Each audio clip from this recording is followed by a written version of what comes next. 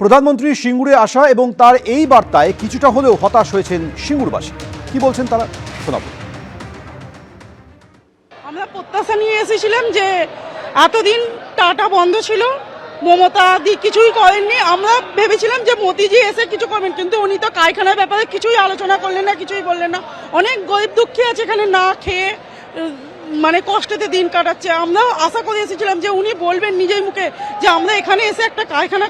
আমরা চাই যে হোক কিছু একটা। আমরা আমাদের এখানে কত মানে শিক্ষিত মানুষ চাকরির আশায় বসে আছে অপেক্ষা করে। এখন অবধি তো কিছু সেরকম শুনলাম না, দেখা যাক পরবর্তীতে কি হয়।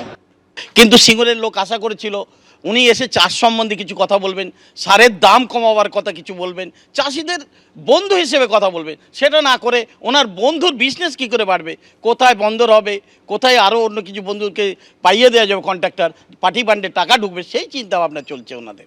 সিঙ্গুরের সভায় আসার পথে বিজেপি কর্মীদের বাধার অভিযোগ। সিঙ্গুর থেকে প্রায় 7 কিলোমিটার আগে বিজেপি সমর্থকদের আটকে দিচ্ছিল পুলিশ। কর্মীদের উচ্ছ্বাসের সামনে শেষ পর্যন্ত দিদির দলদাস পুলিশ দাঁড়াতে পারল না, আগামীতেও পারবে না। সোশ্যাল মিডিয়ায় পোস্ট করেছেন সুকান্ত মজুমদার।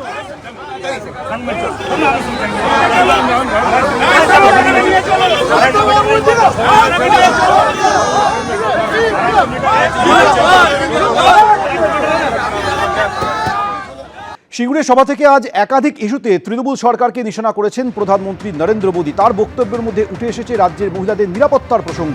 তিনি বলেন, পশ্চিমবঙ্গে মহা জঙ্গলরাজের পতন এবং বিজেপির ক্ষমতায় আসা অত্যন্ত জরুরি।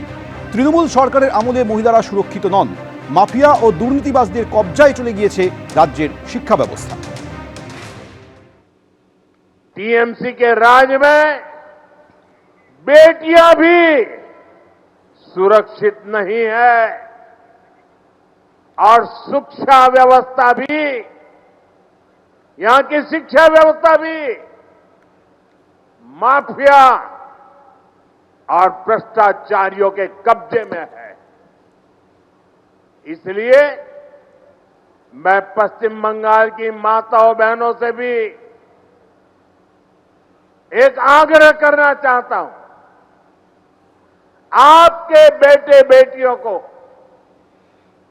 तब तक अच्छी शिक्षा और अच्छी नौकरी नहीं मिलेगी जब तक यहां टीएमसी के पास सत्ता की ताकत रहेगी। आपका एक वोट पक्का करेगा कि यहां कॉलेजों में बलात्कार, रेप और हिंसा की घटनाओं पर लगाम लगे। भाजपा को आपका एक वोट पक्का करेगा कि बंगाल में फिर से संदेश खाली जैसी घटना न हो। भाजपा को आपका एक वोट इस बात को पक्का करेगा कि फिर से बंगाल में हजारों शिक्षक अपनी नौकरी नहीं खोए। আইন শৃঙ্খলা বলতে চাইছেন, কি বলতে চাইছেন? তো পরিষ্কারভাবে আমরা বলি, আইন শৃঙ্খলার ক্ষেত্রে পশ্চিমবাংলায় কোনো অরাজকতা নেই। যত অরাজকতা তৈরি করে ভারতীয় জনতা পার্টি তৈরি করে, এবং ভারতীয় জনতা পার্টি বিভিন্ন বিজেপি শাসিত রাজ্যে আইন শৃঙ্খলা পরিস্থিতি দেখবেন। নাহলে বাংলা থেকে যে বাইরে যাচ্ছে মার খাবে কেন?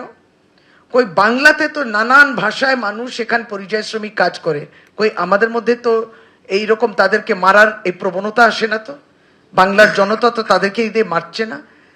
তাহলে আইন শৃঙ্খলা আপনাদের খারাপ, আপনার মহিলাদের উপর নির্যাতন করে সে বিচার আর পায় না, এবং তাদের ভারতীয় জনতা পার্টি নির্বাচিত বিধায়করা ধর্ষণকারী হয় এবং তাদেরকে বলা হয় তারা সংস্কারী। আইন শৃঙ্খলা কোথায় ভারতীয় জনতা পার্টির শাসিত রাজ্যে? আসলে বাংলায় আসার পর ওনার মনে হয়, মানে মাঝে মাঝে অ্যালজাইমার আছে তো, ভুলে যায়।